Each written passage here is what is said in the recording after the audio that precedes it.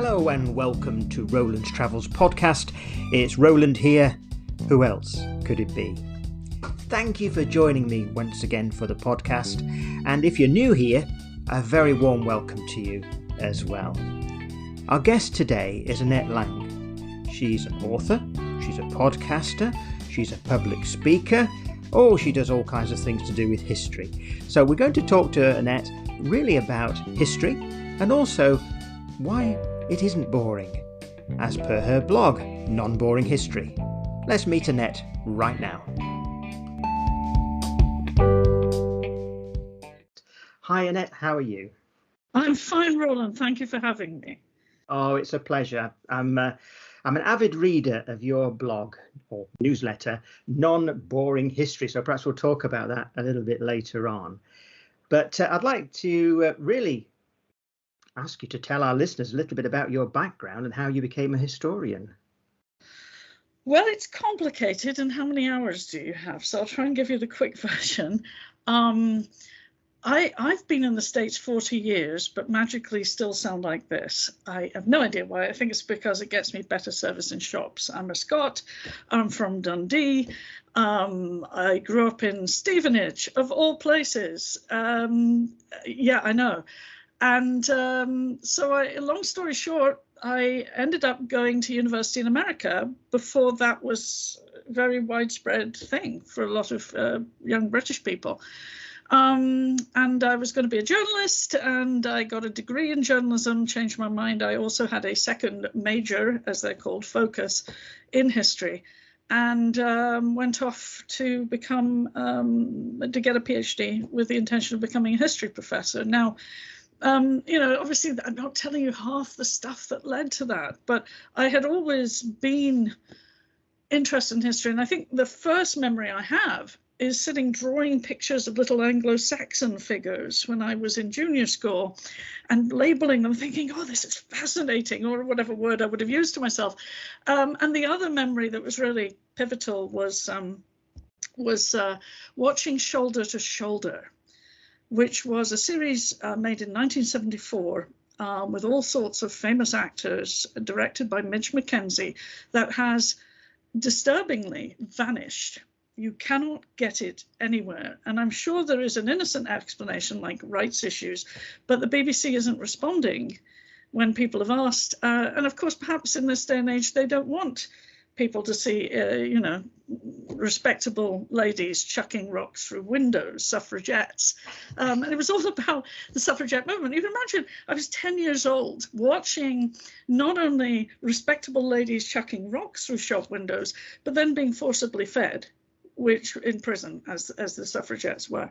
So I was both horrified and fascinated. I remember going to our mobile library, which used to park at the end of our street, clearing it out of the remarkably large collection they had for children on the suffragettes, and I was hooked. Saw Roots when I was 12. That was another pivotal moment, got me interested in American history from that moment forward. And I was actually, I managed to get a work of African-American history, a textbook by a professor called John Hope Franklin, who was a pioneer in the field. And years later, I met Dr. Franklin at a conference, and I made a complete fool of myself. I was just so thrilled. So anyway, I finally, to my astonishment, ended up as a professor of early American history. That's colonial and revolutionary America. And I had meant to do British history. I've always carried a candle. I come back often to the UK. But I discovered that colonial America is really British history only abroad. There's a lot more to it than that. I think in Britain, people tend to think, particularly in England, people tend to think that once you leave, that's it, the door closes behind you, you're off, you're now an American or Australian, New Zealander.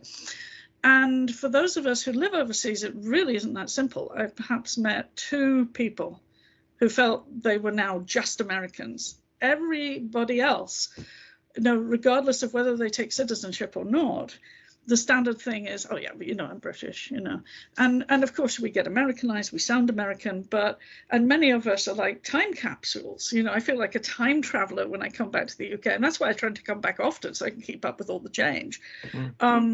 But at the same time, you know, we have a real interest in what happens in the UK, and you know, so my work touches on, as a historian, touches on British history, even West African history, what's called the Atlantic world.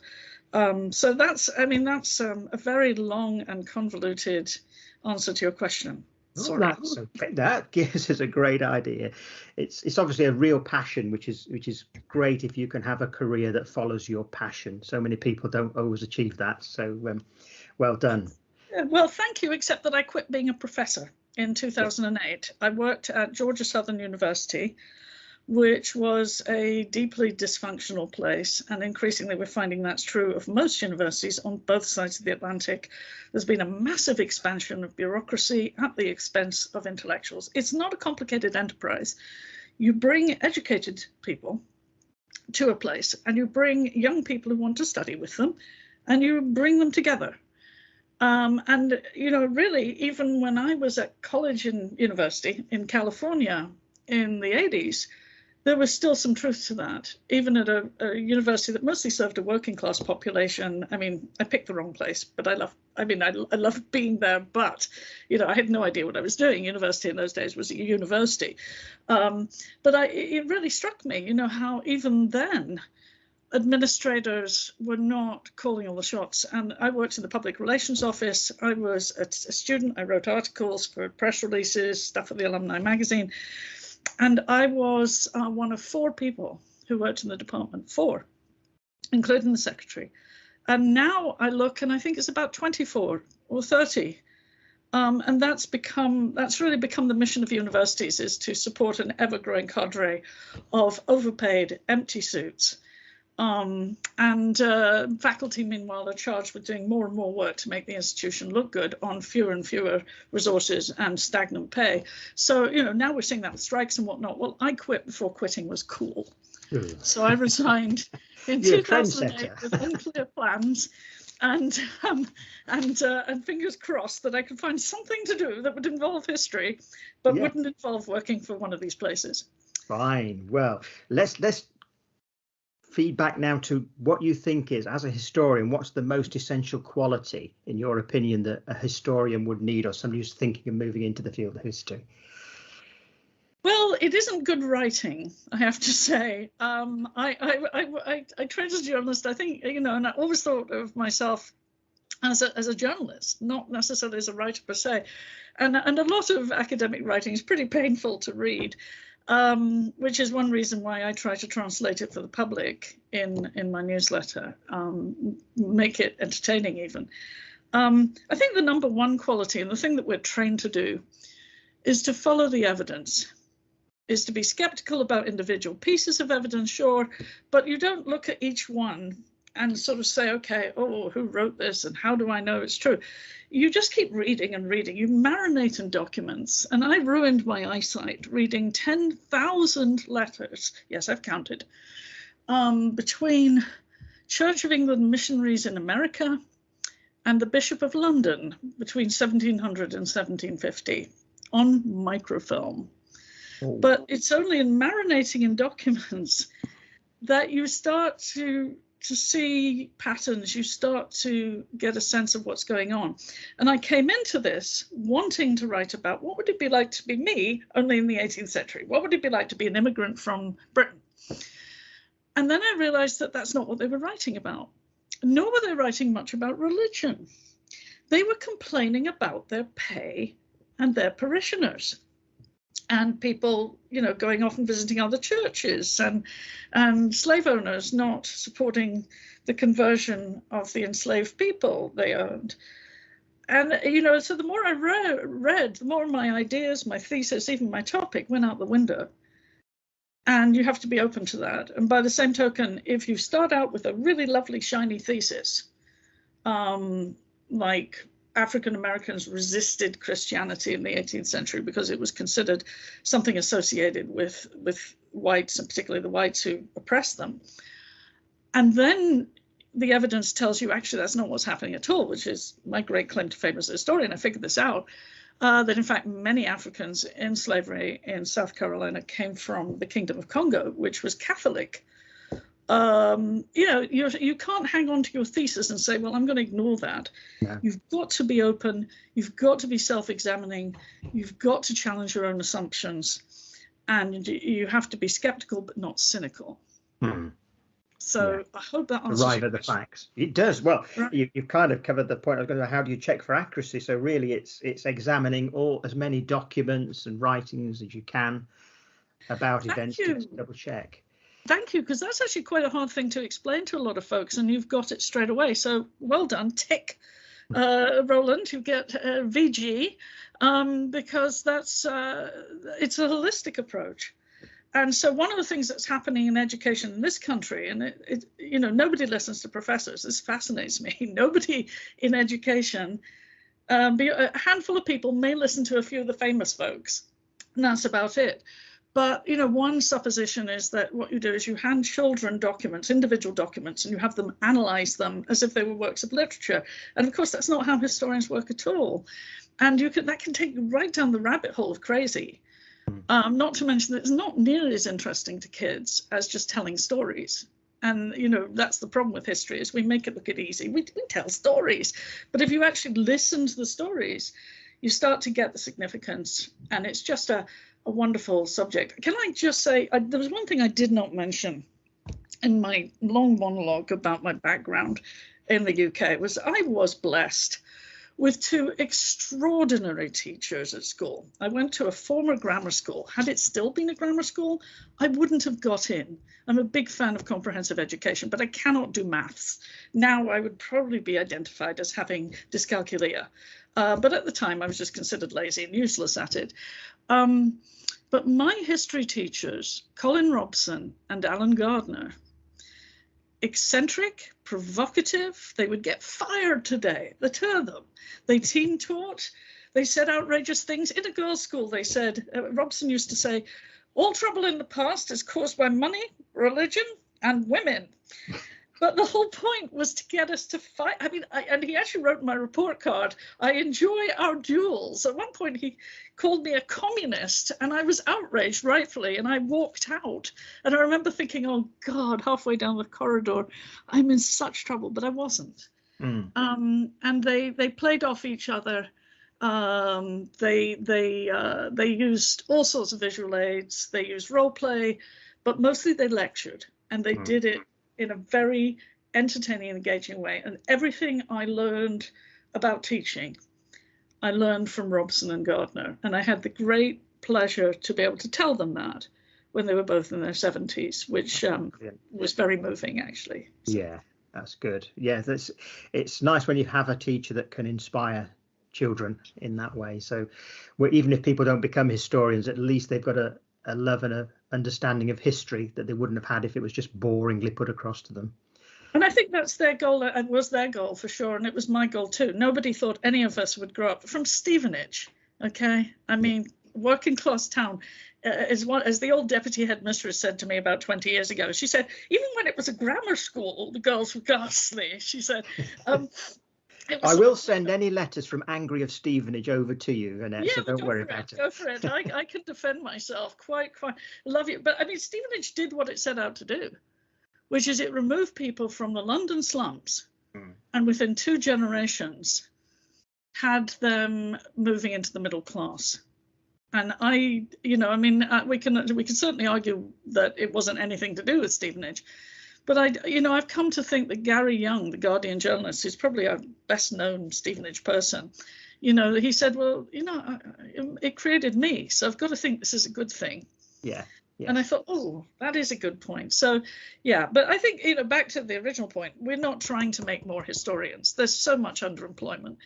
We just want everyone to, if you're teaching history right, and unfortunately not everybody does, but you want people to realize how much it enriches their lives to have these X-ray specs, to be able to look into the past, to find subjects that connect with them. And if we can also communicate how historians think, I think that's good for society. We live in a very polarized time. I don't need to tell you. And that's true in the UK and even more true in the US.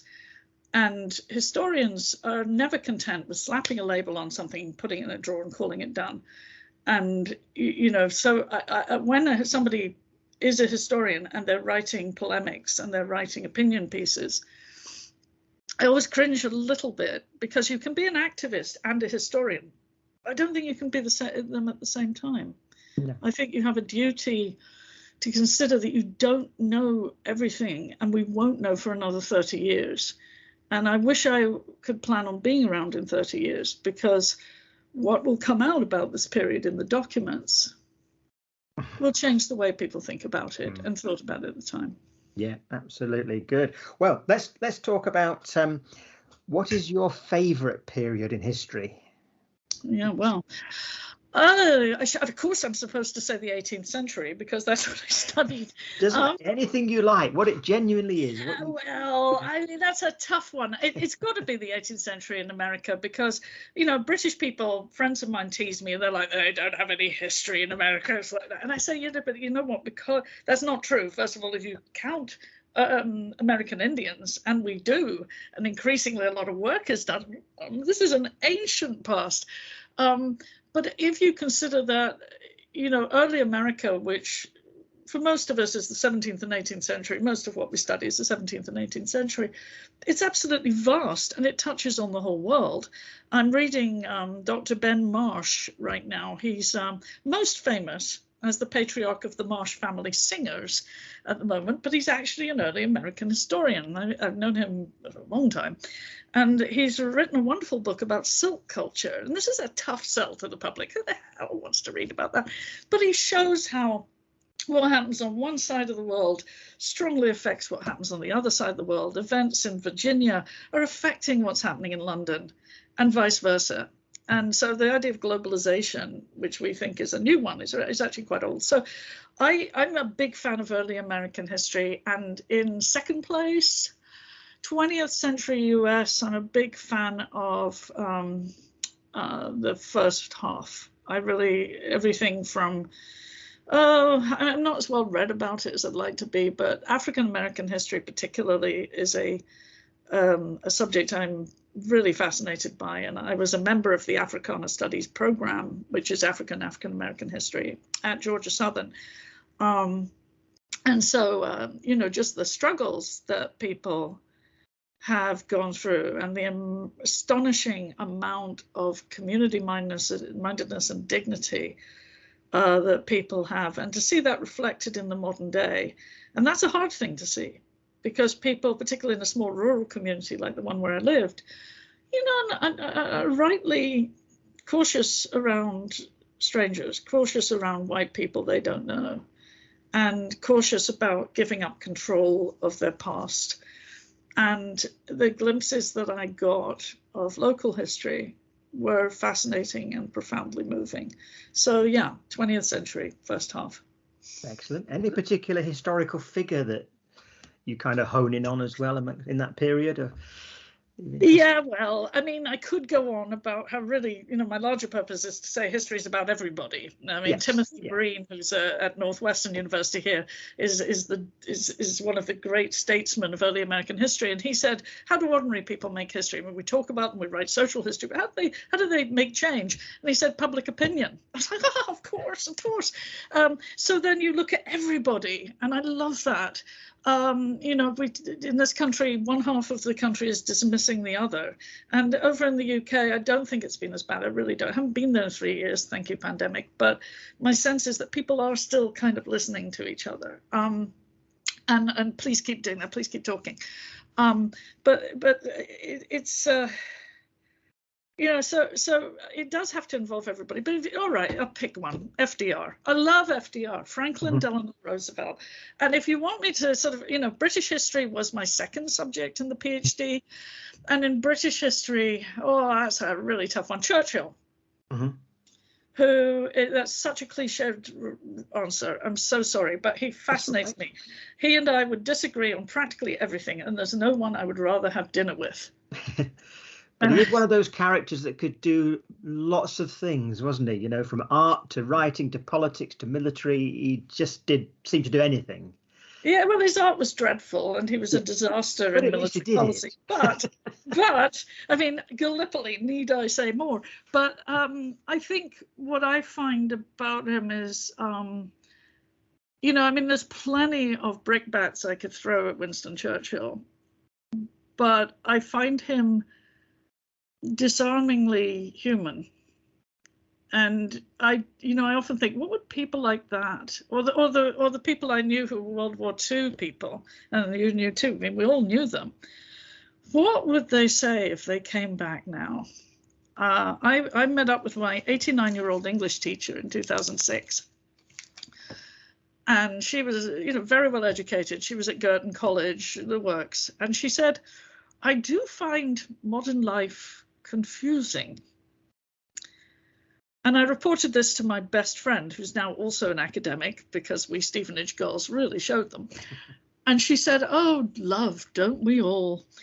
And I thought, if they came back now, they would be agog, where many of us are agog.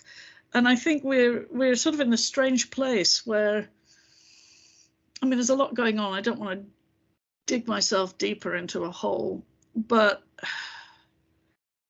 rationality, as one of my professors said, who I met with, one of my old professors here, he said, I thought we could all agree on that. He said, but I guess not. No. That's a very difficult time. Yeah. So you have to ask we say use your common sense, but you can't really do that anymore with many people because it doesn't seem to exist. No, and to some extent, this is what really floors me. To some extent, they're right. There's an assumption about common sense that it's obvious to everybody, and in fact it's not. And we have, we live in a more diverse society, and I don't just mean that in terms of quote unquote race, which is such a rabbit hole to go down. Racism came first, then there was race. In America, race is a fixation, and in Britain, I'm happy to announce you're doing a better job. I don't care what anybody says, and I'll fight that to the death. I do think we are more diverse in viewpoint, and we are exposed to a lot more things. And so what is common sense? But at the same time, there are some things that are common sense. Don't put your hand in a fire, you'll get burned, and that could apply to we could challenge some people on that one with their common sense if they go on TikTok, but that's another story.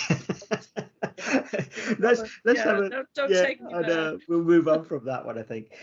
What about your Substack blog, Non-Boring History? That's how I found you, Annette. I started using Substack myself for Roland's travels, and of course, like you do, you sort of do a little search for subjects you're interested in, and up you popped, and I started reading your free posts at first. Now I'm a paid subscriber, which I enjoyed the extra posts, so thank you very much for that. So perhaps you'd like to tell us a little bit about it, and rather than me. Yeah, this was my pandemic project. So what I'd done is cobbled together, I won't call it a living exactly, but an income. I wrote 4 time travel novels called the Snipesville Chronicles, and they're partly set in a town I call Balesworth, and it's sort of a fictionalized version of Stevenage. It's what I know best. And partly set in a small town in Georgia that looks a lot like the one where I was living and teaching at the time. And it's about, they're aimed at kids, but I ended up with a lot of adult readers, which I didn't expect. I'm not a bestseller, but I have a really passionate niche audience, which is nice. And my books are used in schools, which really, even at a posh school in nearby Milwaukee, they use them. And I thought, wow, I didn't expect that. So the 3 kids from this small town in Georgia, 2 of whom are from California, where I lived for many years, who find themselves without any warning in England in World War II. And I really wanted to show my best take on what that might be like. Yeah. And there was a lot of humor in it, because the misunderstandings, particularly because the kids sound like they're British, act like they're British, but of course haven't a clue what's going on around them. They sound like they're from the 40s. I mean, but they have to somehow survive. Of course, they all want to go home. It's the standard trope, but the humor and the pathos came from the relationships that they build, and particularly with a woman called Mrs. Devonish, who is that kind of archetypal, terrifying World War II lady that we all knew. And then in the subsequent books, they go back and forth across the Atlantic. They go to, in the second book, I think they go to Britain in 1851, child labor, Great Exhibition, and also Georgia, slavery, the whole 9 yards. Third book, they go all the way back to 1752, and most of it is in Georgia, although some of it's in Britain. And then the fourth one, which was the final one, which is I've completely forgotten the title of. I must be losing my marbles. One Way or Another, is set in the Edwardian period, which is known as the Progressive Era in the US. And so it's not teachy preachy. I really focused on the stories. I loved writing these, and I loved what they brought me to do and the kind of audiences that I got. I talked in schools, I still do. And then the pandemic happened. I was writing a novel. I wasn't too pleased with how it was going. The school visits evaporated, although I did get some on Zoom. And I read about this new thing called Substack. And a journalist named Dan Rather, who was kind of like, I don't know, Robert Dougal, back in the day, one of the old BBC newsreaders, right? He said on Facebook, this new platform allows writers to be paid for their writing. And I thought, well, that's interesting, because when I did a blog before, it was hard to stay motivated. I didn't know who was reading it, and it was taking time away from things that I do that actually fund what I do. And that's really always my goal. I'm really old-fashioned. Hello, I'm a time traveler from the 70s. Yeah. And so I thought about it, and I suddenly had this eureka moment of maybe I could do for adults what I've been doing for children all these years. And that is to translate academic history into something entertaining. And then it kind of grew from that. I just kept thinking of all the things that I could do. And then I thought, well, will anybody be interested? Well, the only way to find out is just do it. So I started to do it. And I had a really good initial response, but I'm a cynic. I thought, yeah, but look, some of these people are my former students. They're my friends, sure. And then I started getting strangers. And then I started getting strangers who are willing to pay to support what I'm doing. And that was kind of amazing. And so I'm now in the hundreds with paid subscribers. Although, trust me, if you do the maths, you'll realize that's not even close to a living. I can actually make in schools, talking in schools, and I will in February, that same amount that I make all year at Non-Boring History. I want to keep it going. I mean, again, the goal isn't the money, but I need money to do what I do. Yeah. I'm not rich. Hey, I grew up in Stevenage and I'm from Dundee. So what I've loved about it is not only building an American audience, but I very quickly realized I was getting British people, like your own good self. And so I try, when I write it, to think about you. And then I started getting Canadians and Australians. And I thought, no, I can't write. I can think like a Brit. I can think like an American, but I cannot think in these other ways. So basically my take to those folks is welcome, come on in, just pick a team. You decide. They're only there because they like what you do, so no need to change. That's it. No, well, thank you. I came to that conclusion finally, is I just have to sort of keep doing what I'm doing. But I've had British readers say that they appreciate the translations and explanations. I'm conscious of what most Britons don't know. And when I shift my focus to Britain, and when I finally get over there, which I hope to do next year, plan to do next year, then it'd be the opposite, where a lot of things that Americans don't know about Britain. They watch The Crown. That's very accurate for them, obviously. Yes. Oh, yeah. Well, yeah. I mean, I do tease all my readers, and I warn anybody who tunes into Non-Boring History. I am avowedly non-partisan. I mean, my prejudices come up, my biases come up, and I point to them. But I'm also very concerned primarily this be pleasant for everybody, even when we're talking about unpleasant subjects, as you do in history. Right. Yeah. Yeah, it's putting across in a way that what I like about your reading, it's natural. You've just done a road trip and you've just been putting those on, and they're nice to read. And yes, there are a few American phrases that without your interpretation I would have had to have certainly gone on to good old Google or some other search engines are available to have found out the meaning of that. So that little bit of wording in brackets or whatever just changes it completely very quickly, which is nice to do that.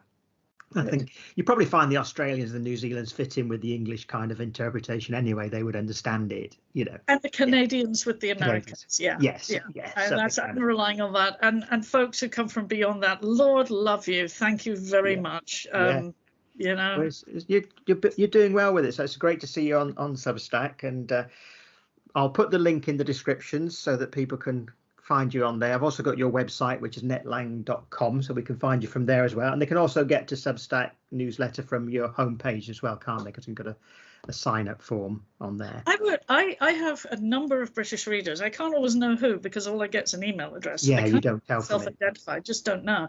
But sometimes you see the .co.uk address and you think, okay, there's another one. And I would love people to sign up, even if you think I'm not interested in American history. Well, I talk about British history, but for you it's more for British readers it's more about the American history. But my point is to show you it's not just about America, it's actually British history in an alternate universe sometimes, or directly connecting. And there's so many British people who live over here. Scotland, Ireland, I don't know about Wales, but Scotland and Ireland get this. They're very canny about it. Come on back, come visit, bring lots of money. Whereas my, English people, even friends of mine, well, you've lived over there all these years, you're not really British. It's like, don't do that. Don't do that. Even if you think it, welcome us with open arms, because, I've been going into schools in the deep South for the past, I don't know how many years, 15 years, talking about British history. I tried to engage an American consul about this at a conference or at a meeting about history, and got the brush off. And you think about all the money that France puts into cultural evangelism. You have a built-in advantage in the US that can be a tremendous economic asset. Even little things like my work. I'm nobody. I'm doing these tiny things. If it ever comes to bundles for Britain again, we're standing by. You'd be amazed how many of us are over here. All of us know at least one British person. Even in a small town like Statesboro, Georgia, I thought I'd be the only Brit in the mid-90s. I quickly found out I absolutely was not. There was Sylvia from Wales who ran the local Holiday Inn. There were people on the faculty. There were faculty husbands, faculty wives, professors, staff. I mean, people in town. I stopped meeting war brides for obvious reasons, but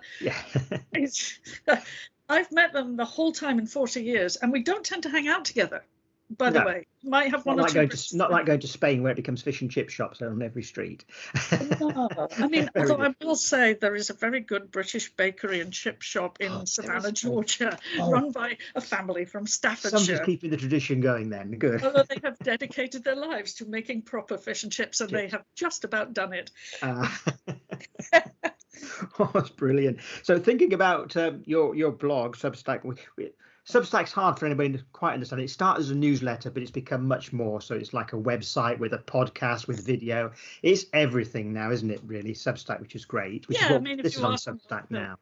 Yeah, they'll come around and do your dishes for you. I think, honestly, though, a lot of the developments, how much do I want to say and not get in trouble?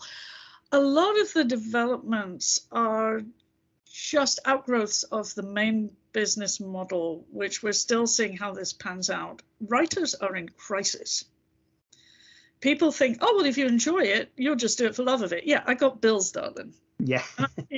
I got bills just like you.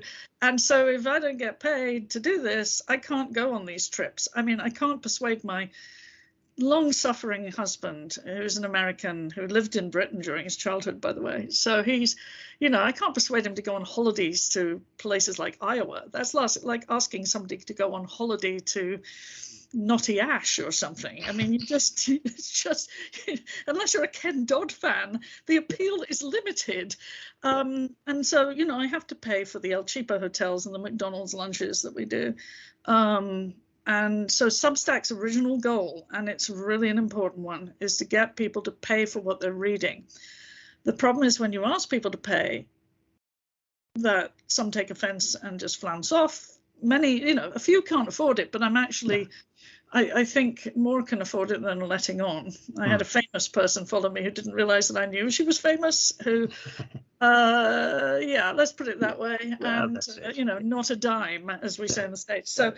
Substack, I think that mission is so important. And basically, in a nutshell, Roland, the real answer to your question is, what folks need to know is it's a blog that gets sent to your email, and it's also a website. So if you miss something or you want to search around and see if I've ever written about it, you can do that. Go back into it, absolutely. Right, and you get full access if you pay, and if you don't pay, you just get some of my emails, and that's that. So, and for some people, that's enough, and that's fine. That's fine. Well, it's helpful to them, and never know, one day they may become paid subscribers, isn't it? So. Exactly.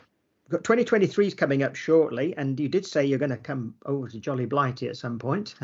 Yes. Have you got plans to write about your travels over here and everything else on the Substack blog? Oh yeah. Oh yeah. No, I mean, I've been coming over for years, partly, visiting family and friends. I have a lot.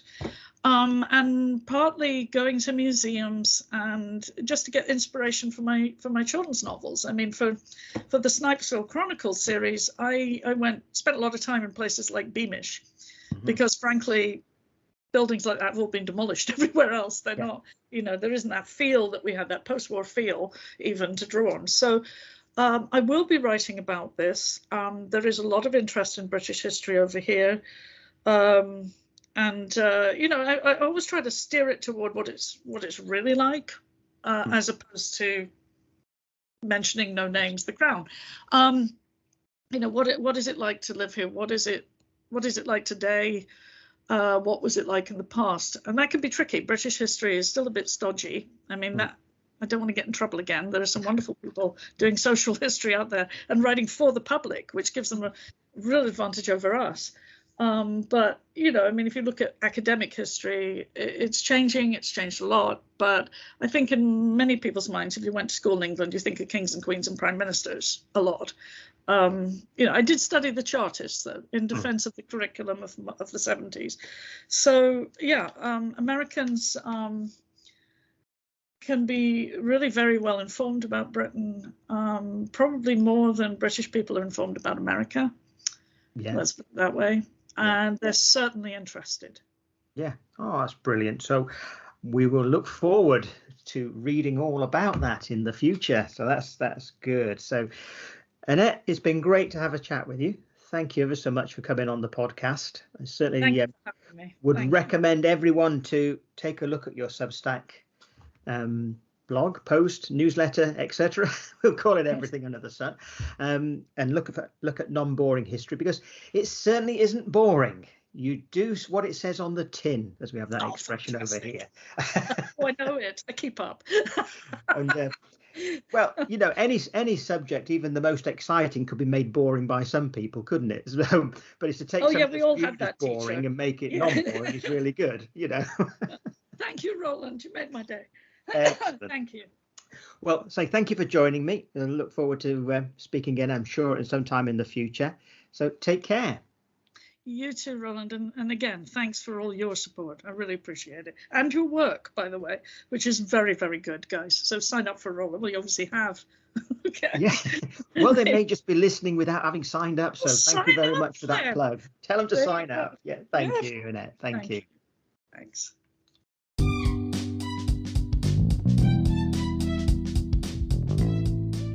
Once again, I thank Annette for joining me on the podcast, and I thank you too for your time in listening. I hope you enjoyed that interview. We have many more to come over the coming weeks and months, so please do become a subscriber, and really leave a comment or two to tell me any ideas or views that you have on history, or anything we're talking about on the podcast, or anything you'd like to hear in the future. It'll be great to hear from you. Do take care, and thank you.